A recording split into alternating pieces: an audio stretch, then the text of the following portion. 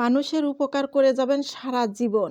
কিন্তু আপনি যদি একদিন বিপদে পড়েন, তা আপনার বিপদে আগিয়ে আসার কথা তো দূরে থাক, ফিরেও তাকায় দেখবে না।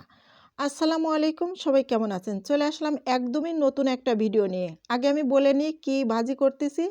এখানে হচ্ছে আমার ছেলে খেতে চেয়েছিল পপকর্ন ভাজি। তা কি আর করা, গরম গরম পপকর্ন ভাজি করার ভিতরে দিছি তো সামান্য একটু তেল দিয়ে ফাট ফুট করে ফোটার তালেই আছে। বলে যে পপকর্ন কিনে এনে আমাকে এভাবে ভাজি করে দাও, আমি কড়াই ভরে খাবো, দুধ দিয়ে খাবো। পপকর্ন নাকি দুধ দিয়েও খাওয়া যায়, দুধের ভিতরে দিয়ে ভিজিয়ে ভিজিয়ে তাই খেতে আসলে খুবই মজা লাগে দুধের ভিতরে দিয়ে পপকর্ন। আর এমনি তো খাই, তা আমি এই যে অনেকগুলো পপকর্ন তাকে ভাজি করে দিচ্ছি, আমার ছেলে যেহেতু খেতে চাচ্ছে। আরও যে কথা বলতে গিয়েছিলাম, দেখবেন এটা বাস্তবে কিন্তু আসলে সত্য কথা। আপনি সারা জীবন তাদের দেখবেন, উপকার করে যাবেন। একদিন, মাত্র একটা দিন আপনি বিপদে পড়ে দেখবেন, তাদেরকে ডাকবেন। ফিরে তো তাকানো দূরের কথা, বাও পা দেখায় আরও লাথি মেরে দিয়ে থুয়ে সরে চলে যাবে। যাদের উপকার করা যায় না তারা এরকমেরই করে, জানেন? আর যাদের উপকার করেন নাই তারাই কিন্তু আপনার পাশে এসে দাঁড়াবে। মানুষ পৃথিবীতে এমনই। আমি জীবন ভরে, মানে আমার কথাই আমি বলি, জীবন ভরে যাদেরকে আমি এত ভালোবাসলাম, নিজের জীবন দিতেও মানে প্রস্তুতি থাকে এরকম, এত ভালোবেসে গেছি, এত কিছু দিছি। কিন্তু আমার যখন বিপদ হয়, আমার বিপদের দিক কোনো দিনও তারা ফিরেও তাকায় না। আরও আমাকে কি মনে করে? শত্রু মনে করে। এরকম মানুষও আছে। তা আমি বলি, আসলে কারোর উপকার করতে নাই। উপকার করলে এরকমেরই ঠকে যেতে হয়।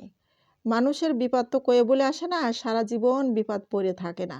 বিপদ এক সময় না এক সময় উদ্ধার হয়ে যায়। তা বললে হয়তো বলবে যে খুঁটা দেয়া হয়ে যায়। আসলে খুঁটা দেয়া না।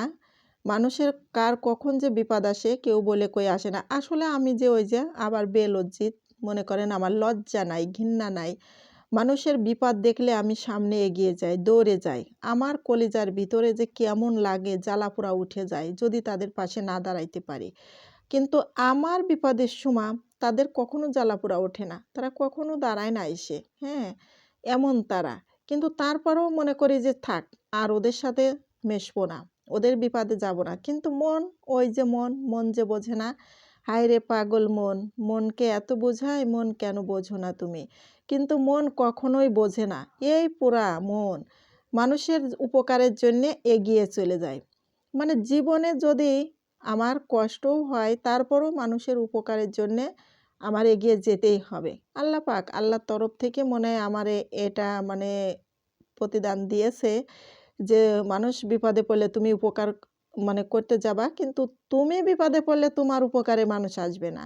তা আসলে বাস্তবে সত্য কথা ভাই, দেখছি বোনেরা, দেখছি আমি অনেকেরই দেখছি, নিজের মানে যে পরিবারের লোকজনই হোক আর যেই হোক উপকার করবেন, দেখবেন তারপরে তার পরিণতি কি হয়।